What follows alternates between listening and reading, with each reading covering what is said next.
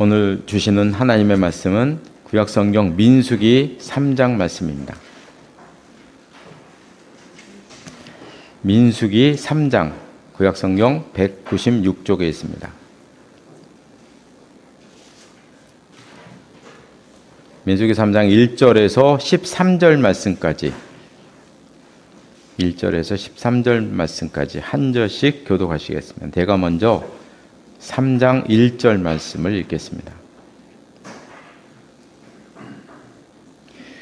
여호와께서 시내산에서 모세와 말씀하실 때에 아론과 모세가 낳은 자는 이러하니라. 아론의 아들들의 이름을 조선하니 장자는 사람이요 가문은 일곱와 이는 아론의 아들들의 이름이며 그들은 기름 부음을 받고 거룩하게 구별되어 제사장 직분을 위임받은 제사장들이라.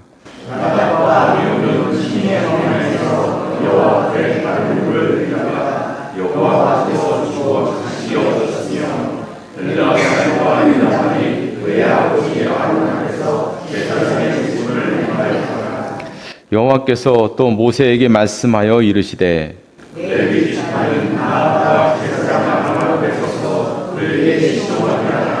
그들이 회막 앞에서 아론의 직무와 온 회중의 직무를 위하여 회막에서 심우하되 곧 회막의 모든 기구를 맡아 지키며 이스라엘 자손의 직무를 위하여 성막에서 심우하니 너는 레위인을 아론과 그의 아들들에게 맡기라. 그들은 이스라엘 자손 중에서 아론에게 온전히 맡겨진 자들이니라. 너는 아론과 그의 아들들을 세워 제사장 직무를 하게 하라. 외인이 가까이 하면 죽임을 당할 것이니라. 여호와께서 모세에게 말씀하여 이르시되 이스라엘 자손 중에서 레위인을 택하여 이스라엘 자손 중에 태를 열어 태어난 모든 자를 지나게 하였으므로 레위인은 내 것이다. 함께 보겠습니다. 처음 태어난 자는 다 내 것임은 내가 애굽 땅에서 그 처음 태어난 자를 다 죽이던 날에 이스라엘의 처음 태어난 자는 사람이나 짐승을 다 구별하게 알게 했으니 그들은 내 것이 될 것임이니라. 나는 여호와이니라. 아멘. 이 말씀 위에 하나님의 은혜가 함께 하시기를 바랍니다.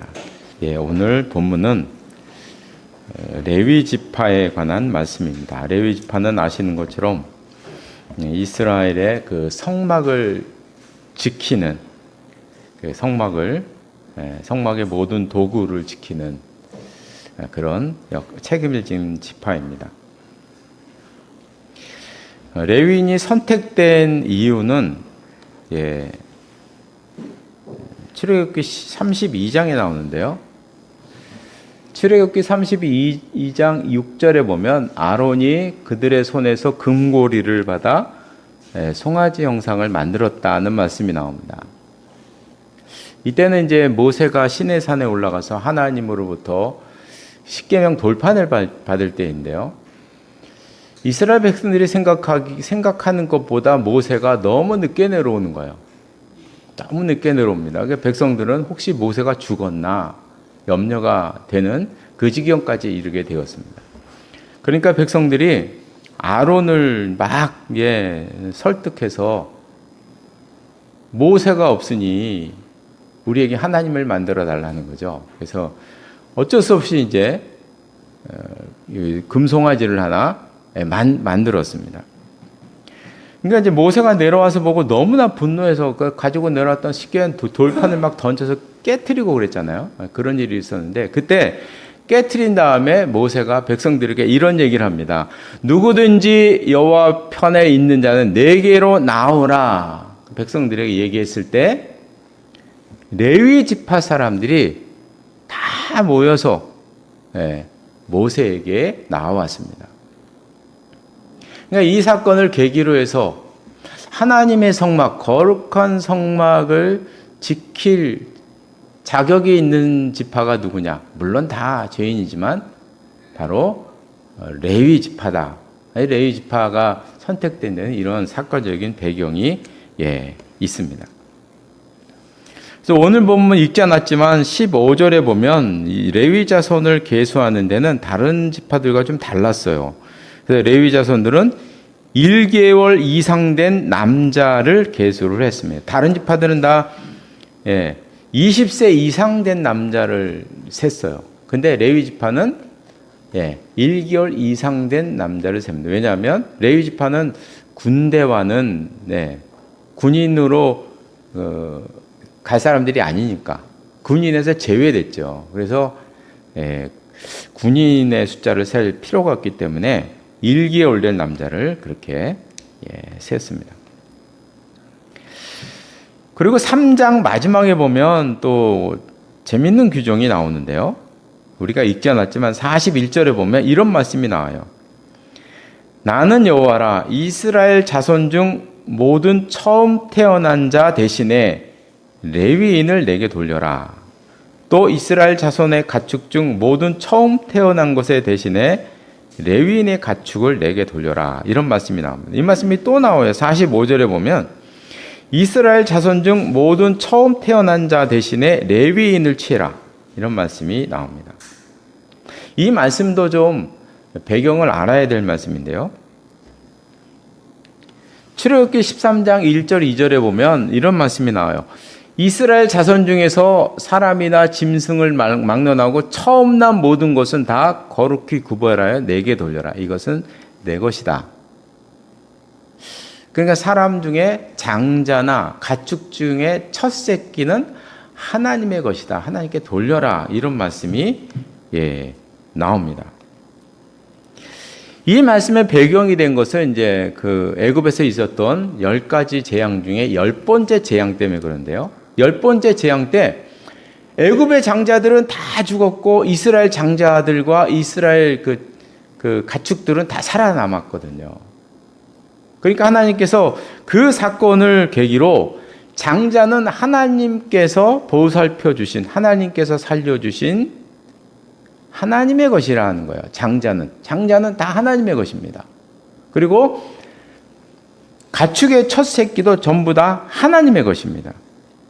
그래서 이 논리에 따르면 원래는 구약시대적으로 보면 장자는 다, 모든 가족의 장자는 다 성막으로 보내야 돼요. 성막으로 보내서 성막의 일을 담당해야 합니다. 그러니까 요즘 말로 하면 모든 믿는 자들의 다 큰아들, 장자들은 다 신학교를 보내야 돼요.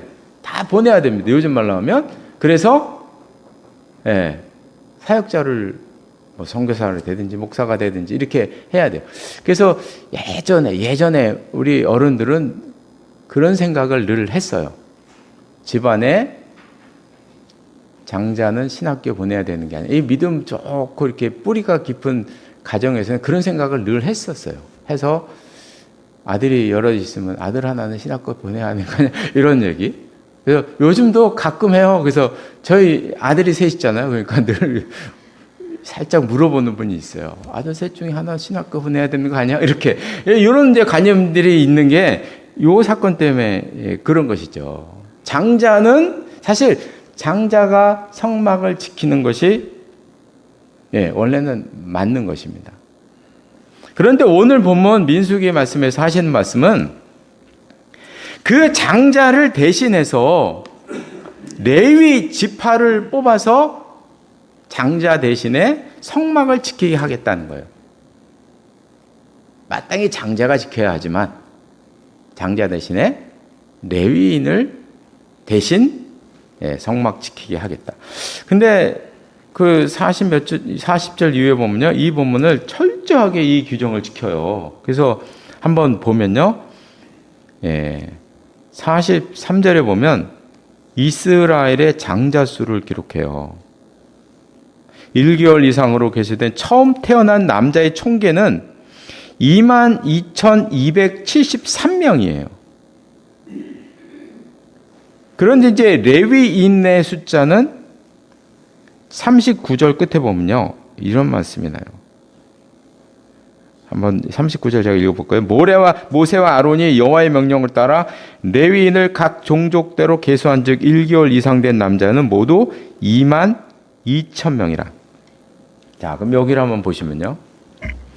장자의 수는 22,273명이었어요. 근데 레위인의 수는 22,000명이었어요. 이 장자를 대신해서 레위인을 세웠거든요.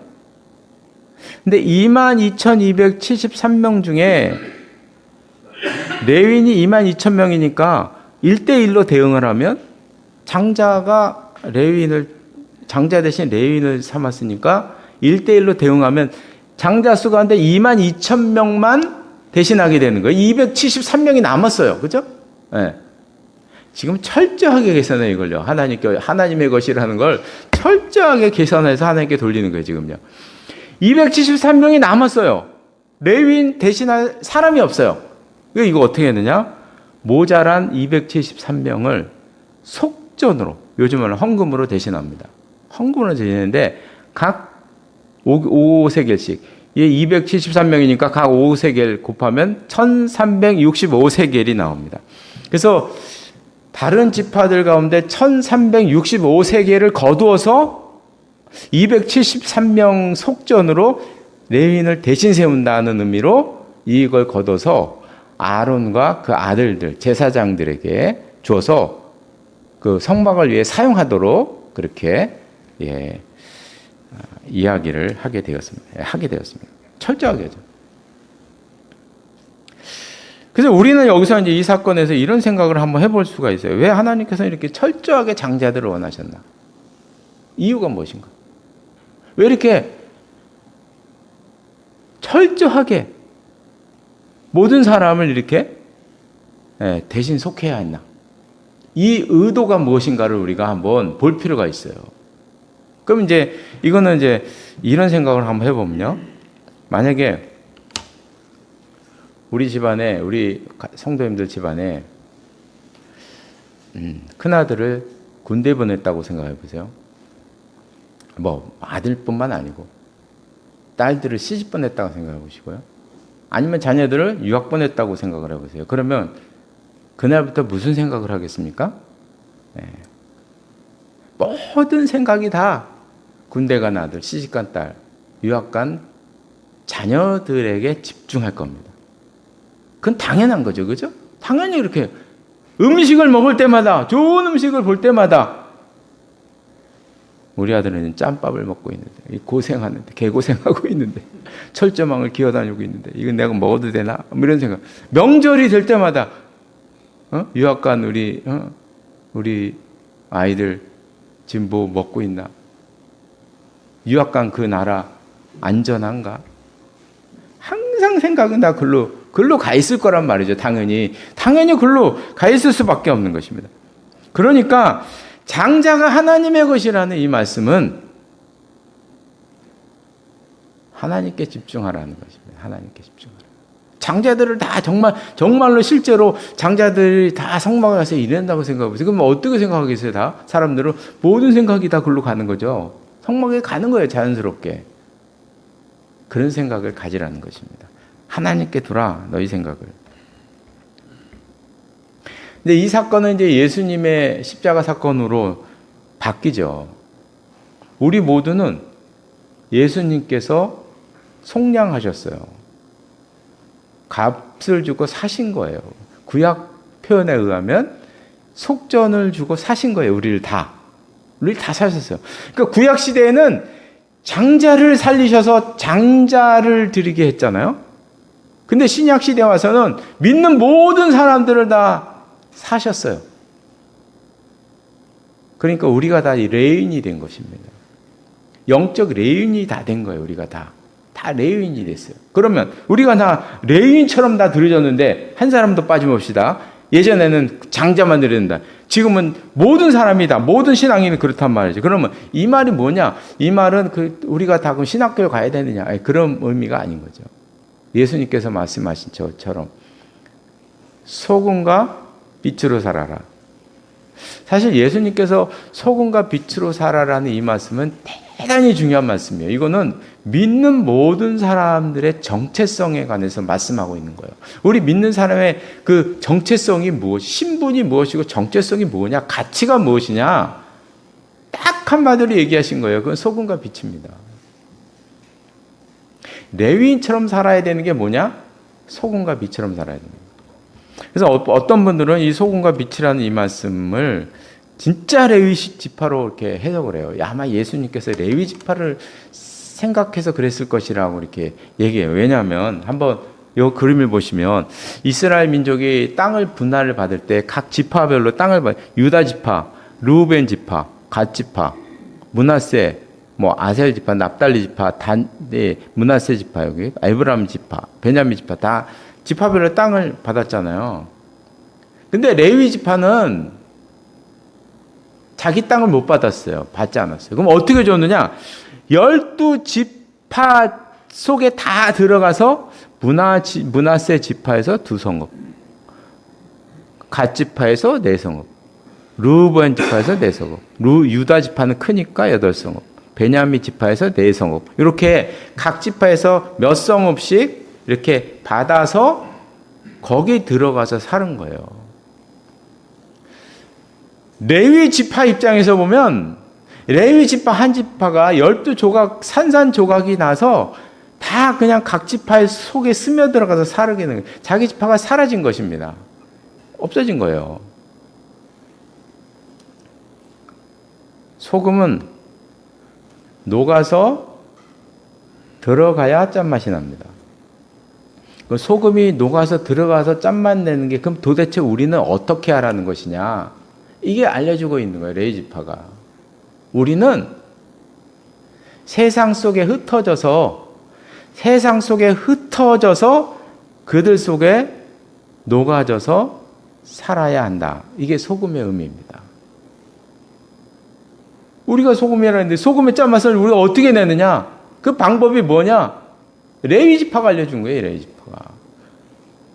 흩어져서 우리가 이제 주일날에 모여서 예배를 드리고 하나님으로부터 은혜를 받고 월요일부터는 세상 속에 흩어져서 싹 속에 들어가서 녹아져서 거기 가서 이제 살아가는 거죠. 우리에게 알려주는 놀라운 의미입니다. 레위 지파가 영적으로 우리에게 알려주는 게 직접 우리 성도들에게 알려주는 게 많아요. 이런 의미가 있습니다. 우리도 소금의 역할로 감당하며 살아가는 우리가 되시기를 바랍니다. 오늘 보면 이제 4절에 보면 한 절도 안 되지만 참 충격적인 사건이 나오죠. 나답과 아비후는 시내 강야에서 여호와 앞에 다른 불을 들이다가 여호와 앞에서 죽어 자식이 없었다. 아주 충격적인 사건이 벌어졌습니다. 이게 아주 중요한 사건 같은데 한 절도 아니에요. 반절만 딱 나왔어요. 반절만. 아론의 4아들 중에 첫째, 둘째잖아요. 나답과 아비후가 다른 불을 드렸다는 거예요. 이게 이제 무슨 의미냐면 이 성전 안에는 번제단이 있었어요. 그래서 이제 제물을 태울 때 번제단 위에다가 밑에 이제 불을 놓고 태워서 이제 드리잖아요. 근데 이제 성막 안에 들어가 보면 분향단이 있었거든요. 제사장이 분향단에 그 불을 켜면서 기도하는 곳이 있었어요. 그 분향단에도 불을 켜야 되는데 그 불은 번제단에 불을 옮겨다가 거기다 옮겨야 됩니다. 근데 이분들은 지금 번제단에 불을 갖다가 이렇게 옮긴 게 아니고 다른 불. 제 생각에는 그렇습니다. 이 사람들이 이제 모닥불 같은 거 피워놓고 있다가 이 불로 드리면 어때? 그러고 탁 짚고 그냥 가서 한 거 아닌가 생각이 들어요. 아무 다른 물 갖다 드리 번제단의 불이 그럼 이게 어려운 일인가? 하나도 안 어렵죠. 번제단은 항상 불이 있는데 그 갖다가 그냥 키면 되는데 그게 뭐 어려운 일이겠어요. 그렇죠? 까다로운 것도 아니잖아요. 자기가 다시 장작불이 떼는 것도 아니고 있는 거 갖다가 이렇게 하는 게 너무 쉬운 것인데 왜 잘못 들었나? 결국 나답과 아비후는요 하나님의 불에 대한 경외심이 없는 거죠. 이유는 그거 하나밖에 없는 거예요. 존중감이 없는 거예요. 존중감이. 그런 생각 자체가 없는 거예요. 그냥 아무 불이나 갖다 하면 되지 뭐. 이런 것이라는 말인 거죠. 이 사건은 너무나 짧은 사건이지만 아주 강렬하게 우리들에게 무엇인가를 알려주고 있습니다. 다른 불을 사용하면 안 되죠.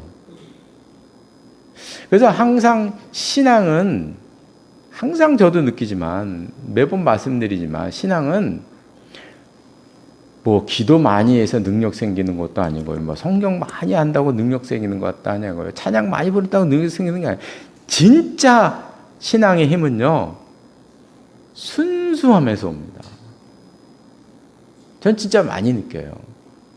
우리 성도 가운데 진짜 제일 감동적이고 우리 성도님들 가운데 정말 은혜가 되는 성도들은요, 순수한 성도예요. 순수한 성도입니다. 그게 저에게 은혜가 되고요. 수십 년 지났지만 제 머릿속에 남아있어요. 순수한 성도예요. 별거 없어요. 그냥 순수입니다. 그게 힘이에요. 그게 능력입니다. 다른 것이 섞이는 순간 힘을 잃게 되는데, 그래서 복음은요, 세상의 문화나 세상의 사상, 이런 것들이 이렇게 섞이면 힘을 잃습니다. 뭔가 화려하게 보이지만 힘을 잃어요. 그래서 많은 학자들이 이야기합니다.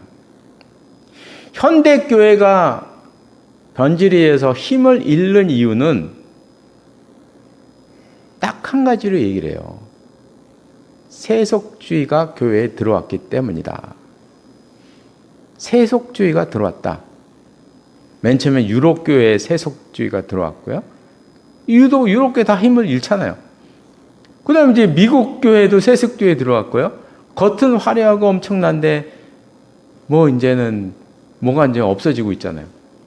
그 세속주의 물결이 한국교회도 들어왔다는 말이죠. 그래서 우리도 모르는 사이에 뭔가가 엄청난 힘이 있고 능력이 있었던 것처럼 느꼈던 것들이 오늘날에 와서 갑자기 힘을 잃고 있잖아요. 그죠? 느끼지 않나요, 우리가? 네. 그 원인이 뭐냐? 세속주의가 들어왔기 때문에 유럽교회, 미국교회 연이어서 한국교회 이렇게 연이어서 오고 있어요. 그럼 도대체 세속주의가 이 교회들이 어떻게 파고들었는가? 학자들은 연구한 결과 이런 이야기를 합니다. 구약의 성정 개념이 지금 교회에 들어왔다는 거예요. 이거 대단히 중요한 내용입니다. 그러면 구약의 성전과 신약의 교회 개념을 비교해 보면 그 이유를 알게 될 거예요. 상당히 그 차이가 있어요. 교회는요, 그냥 성도들의 모임이 교회입니다. 성도들이 그냥 집에서 모이면 그게 교회예요. 성도들이 어느 잔디밭에 둘러앉아서 예배드리면 그게 교회입니다. 교회는 성도들의 모임이 교회인 거예요. 그래서 이 교회라는 이 예수님께서 말씀하신 이 교회라는 개념은요, 아주 역동적이고 아주 자유롭고 막 이 교회의 개념은요,